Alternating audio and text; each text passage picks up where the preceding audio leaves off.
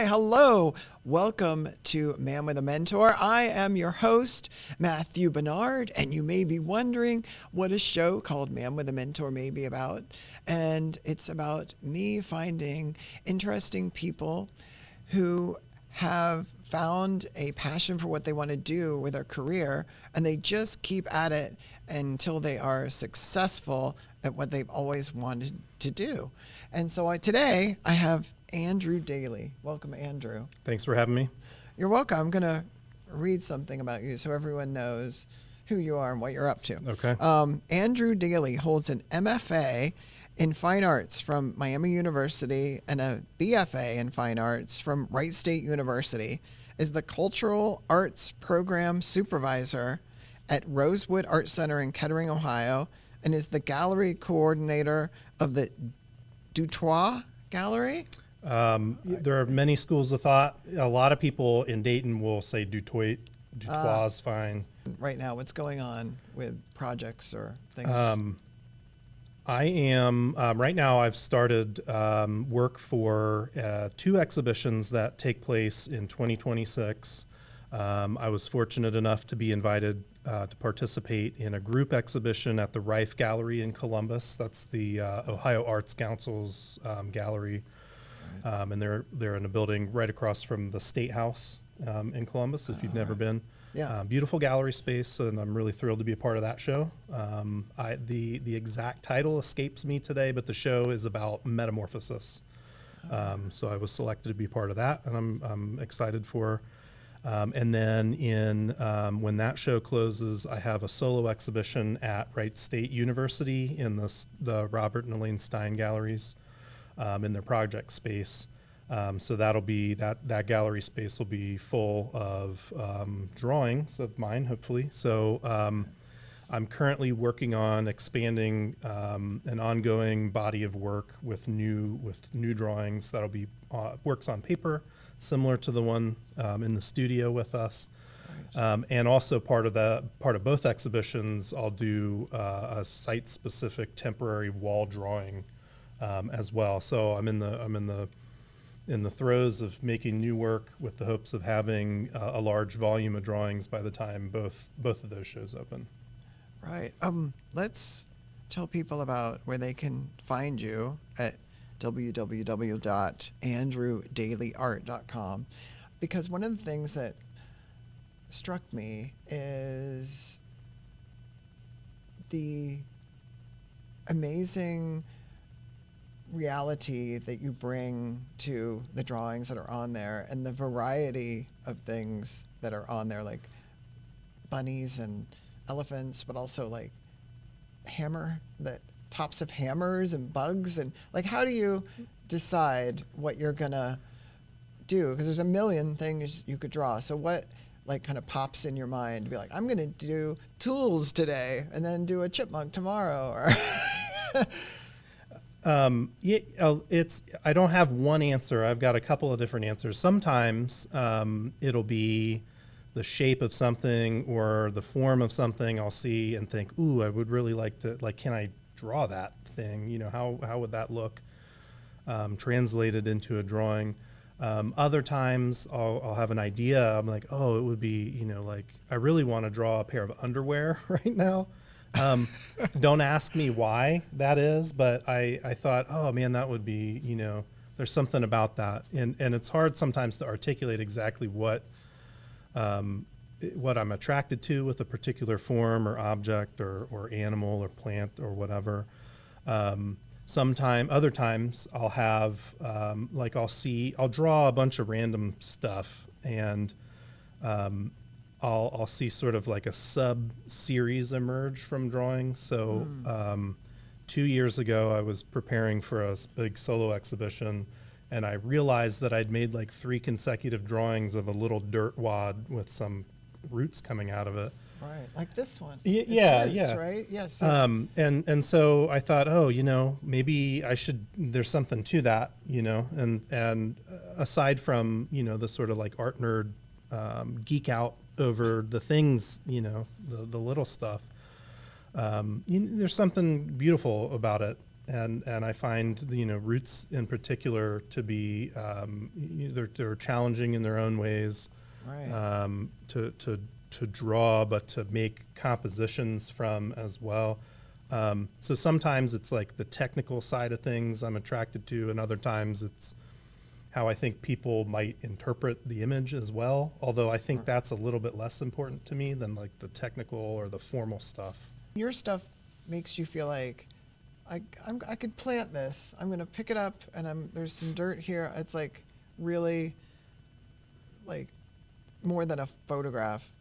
Well, It's flat, and even if they're color or black and white, there's something about this that like pops, and you're like, that's almost like there's a root, real root, sitting right there next to me, but it's not. I'm happy to hear that, because I think as far as like the image goes, that's all I need from it. And when it doesn't quite get there, then those are the ones that I labor over a little bit more. And sometimes they work after a little bit of a little focused attention on them. Sometimes they don't work. I mean, I make drawings that I think going into it, I'm like, okay, I'm intrigued by whatever's going on, whether it's a combination of shapes that are there or just an interesting form. And for whatever I try, it just doesn't quite pan out.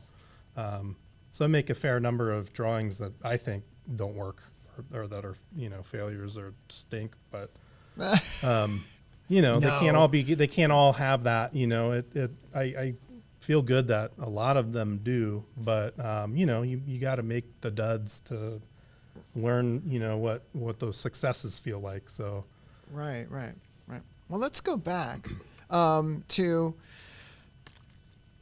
when art reared its head to you, and what age you were, and what your dynamic was like in terms of family and education, and like when it all started to happen, and when you thought like, I want to be an artist. Like, what ages were those?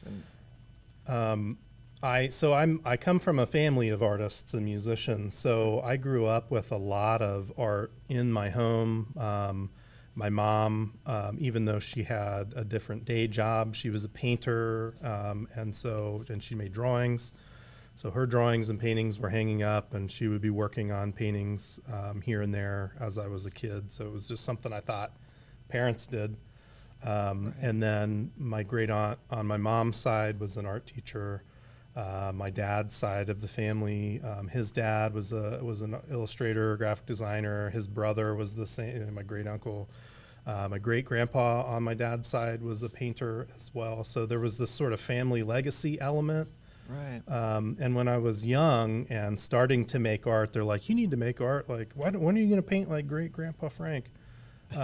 So there was a lot of that. So it felt like I came from it. So it didn't seem like this thing that was weird or that I discovered. It was kind of ubiquitous, like it was around always. I don't know that I thought about art as a pursuit until I was maybe in middle school. Right. My art teacher at the time said, "You should be an artist when you grow up." And I was like, I haven't thought about growing up at all. I don't, hadn't crossed my mind. So right. Yeah. I think from that point on, I began to think more and more about that as I grew up and matured a little bit more. Began to think, maybe I should do this. And by the time I graduated high school, I was pretty convinced that I wanted to go to college and just become a better artist. At one point, I really wanted to do. So I was really big into comic books also when I was a kid. And a family friend of ours was an illustrator. He's my older brother's, best friend from childhood. So he's, 10 or 11 years older than me. So I like idolized them Right. and wanted to be like Dan. So that was a big influence on me. And he was into comics and got me into comic books. And I was really into that for a while when I was young. And then my interests changed when I became a teen and was introduced to, I guess less comic book illustration and a little more like great master fine art, and started to develop an appreciation and kind of like a hunger for that sort of thing. And so that's what I decided to do. I went to school out of high school for it. How did you look into further education? For a long time, I was convinced I was going to go to the Joe Kubert School of Cartooning and Graphic Art in New Jersey. And then I kind That of sounds lost. fun. I think Yeah. everyone wants to go there. Yeah, Joe Kubert was, he was a famous comic illustrator and started the school for illustration. And I was convinced that I wanted to go do that. And his two sons, Andy and Adam Kubert, are both also illustrators, and they're like famous by comic illustrator terms. Right. And I really, really liked Adam Kubert specifically when I was into comics the most as a kid, and I was like, oh, his dad does the comic school, but I just kind of lost interest in that. I don't really know what it was. I started to see artists. I think it was maybe Chuck Close or somebody like was introduced to like I don't know, for lack of a better term, realism, and I thought, ooh, that's something that I would love to do. I feel like I could do that, even though I couldn't do it when I saw it at first. Right. And had no idea really what I was looking at, had no idea how to analyze what I was seeing. There was something about it that was very interesting to me and like struck a chord. And so when I started there was a big push, I graduated from high school in 2000, and there was a big push in the 90s and early 2000s, especially for everybody to go to college. Right. Like your guidance counselors were like, all right, you got to apply for your financial aid and apply to schools. So I applied to a few schools, and I did campus visits. And on my first choice schools, were either too expensive or I didn't get into. And I ended up doing a campus visit at Wright State and walked through the gallery in the art building and thought, oh, like that's something like that's going on here. So maybe I'll try this and we'll see. I think it ended up being a better decision than I thought. Like I thought I was compromising and taking plan B, but it worked out well for me. I think I learned a tremendous amount, and it was a great experience. Right. And they keep asking you back to do shows and things there. So yeah, they like you. I developed a good relationship with some of the teachers as a student. I think after my initial, I'm a college party guy that I did initially, not proud of, but, spent a lot of time doing that early, and then, got serious about my studies and took it seriously and really wanted to improve and learn as much as possible. And, I think I did well as a student, and then went on to school. And once I had the credentials to teach college courses, Wright State was one of the first schools I had heard from, and they said, hey, we've got a nighttime drawing class. Do you want to come teach it now that you have an MFA? And I said, yeah, absolutely. How do you feel about being a teacher? Like, what kind of teacher do you think you are? That's a great question. I don't teach anymore. I did that for 7 or 8. I taught college level classes for 7 or 8 years and really enjoyed it. I especially enjoyed teaching drawing because I think that's the thing I understand on an intuitive level most thoroughly. I was a hard teacher. I made my students really work, because if you don't do it, you're not going to learn it. It's not like, I don't know what subject you could sort of absorb and learn and pass exams. I don't know what that would be, but I can say for certain that visual art isn't one of those. If you're not actually doing it and practicing it and working on those skills, you're not an artist unless you're making art. So Right. And whatever that is, it doesn't necessarily mean you're making drawings of roots or whatever, but if you're not doing it, that's not what you are. Right. So I really like to push the students pretty hard. I had a reputation for being a tough teacher while I was teaching, and I think part of that stemmed from the gratitude I felt after I graduated for the teachers I had who were hard on me, who were really pushed me to go. So I found, and maybe my teachers would say the same about me now, but I found that some of the most talented students were the laziest because they kind of coasted on their talent, their inherent ability to do stuff. But even the most talented students still just a student. They have maybe the intelligence or the facility, but they don't have the wisdom that comes from the experience of doing yet, right? And I think Right. often when you're big fish in a little pond, you like to conflate those two things. You think your intelligence equals wisdom, but it doesn't.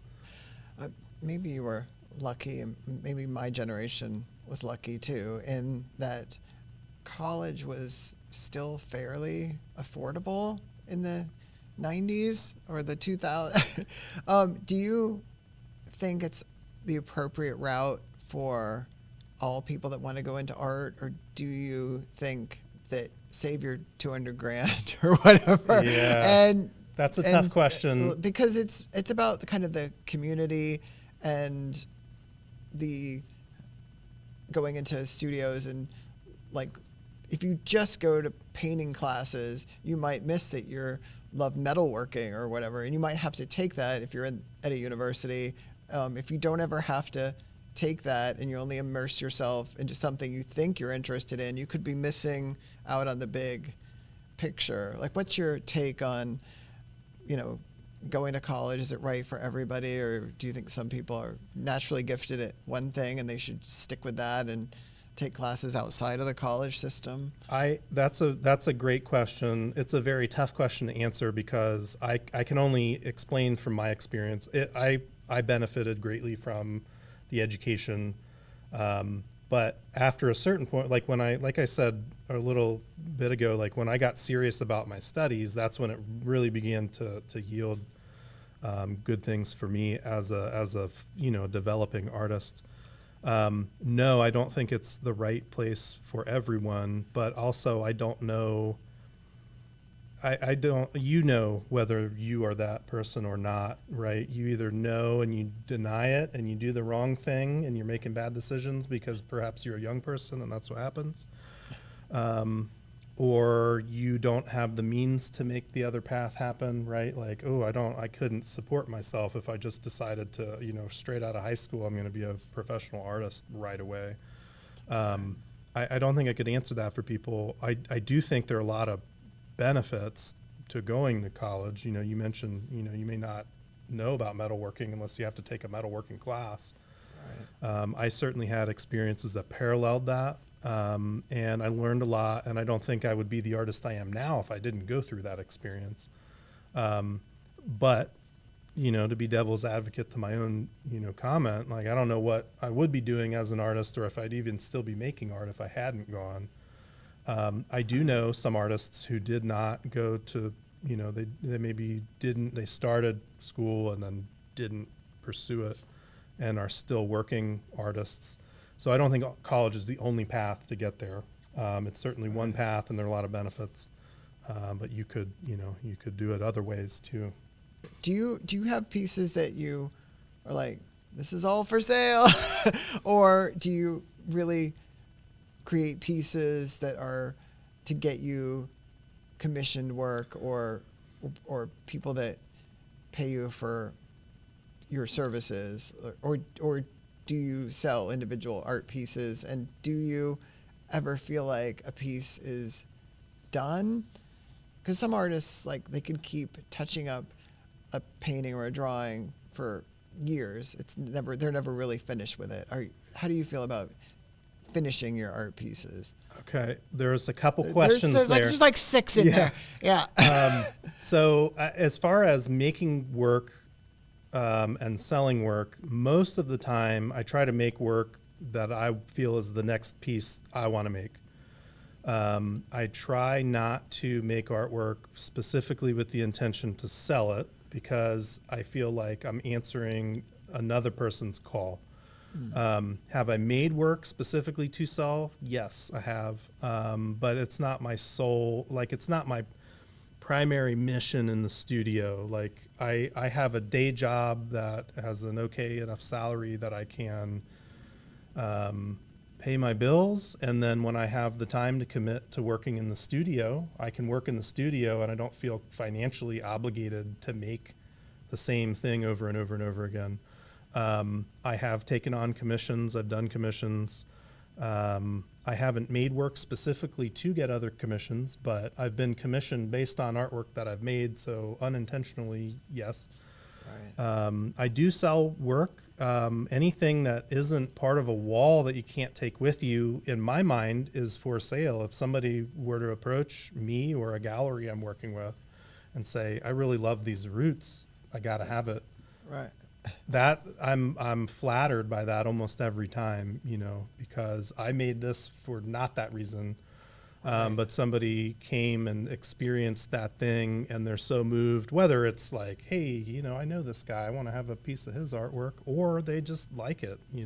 Right. I'm flattered by that, but I try not to let that be the sole motivation when I'm working. Like I feel like I've got a pursuit, like I'm this weird bloodhound, like on the trail of something I can't quite figure out yet. Like that's kind of how it feels to me. And like I get clues every time I do one. Clues as to what the next one could potentially be or where it's going to lead. And I've worked with galleries and had good positive experiences selling work too. And that's great. I love that when that can happen. But if it doesn't, I've got, there will be another show I can put the work in, or eventually when it's served its purpose and I can't tolerate looking at it anymore, maybe it ends up at a friend or a family member's house. Right. And then there was another question at the tail end of that, and I've completely forgot. Me too. Tell me about working in gallery spaces and what you do there, and do you love that as much as like being the artist part of yourself? Like, what does it bring to you, and what are the challenges of that? So I work my day job. I'm an arts administrator, and I work at Rosewood Art Center in Kettering, Ohio, and it's rewarding and fulfilling in different ways. Do I love it as much as being able to spend time in my studio drawing? I can't say yes, but it was an opportunity that came along that was in my field that allowed me to exercise some of the experience and knowledge I'd gained over time. And it is rewarding in a lot of ways, primarily in both situations. I work at Rosewood, but I'm also an artist member, and I'm the current coordinator of the Dutoit Gallery, or Dutoit Gallery. Right. And what I like about both of those is that I help to facilitate these opportunities. I grew up out in the middle of nowhere, and there was no art center. There were no art galleries to go to. It was like farmland, So if you're an artist, you have to seek that stuff out, and there was nothing nearby. Right. So it's nice to be instrumental to that stuff now, and help other people find their way to it. Or maybe you're working with an artist who doesn't have a lot of experience showing work, so it's nice to be able to do that. I oversee, part of the gallery operations at Rosewood, but I also oversee all of our educational programming and some of our special events. Right. So I work with a lot of, teaching artists, so it's nice to be able to help get them that opportunity, or opportunities for, maybe you went to school for something else and you took an art class and you loved it, and it's been 30 years and you've been working in an office, and you're just now coming back to like, hey, I want to try watercolor painting again. Being able to provide or help to facilitate or create opportunities for those folks is great too.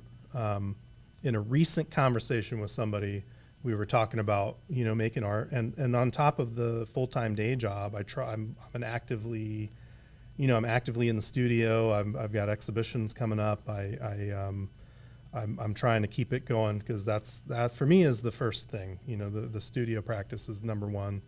And I don't get to spend a 40-hour work week in my studio all the time. So I make work at the pace, whatever pace life rolls out ahead of me. And there have definitely been times when I thought, like, okay, I tried hard for a long time. I don't think I can do this anymore. And the thought crossed my mind. Like, it wasn't always like, okay, this is it or nothing else. There were times where I'm like, man, I've got 2 kids. They need me to be a dad, and I try to live up to that as much as possible. I try to be present for them and do what I can for them, just to be there and, help be the dad and do dad stuff. Right. But also, I think it's probably important for them to see that your parent doesn't have to be like your butler, and that your parent does other things, like my parents, my dad was a musician and my mom was a painter, so I saw that in them when I was young, and I think it just demonstrates, to your kids that like, hey, I know I'm dad, but I'm also this guy too. I was this guy before I became dad. Right. Yeah, it's and- all about those hats and, Yeah, exactly. Yeah. Well, tell people where they can find your website and all the information about you. My website is andrewdaileyart.com.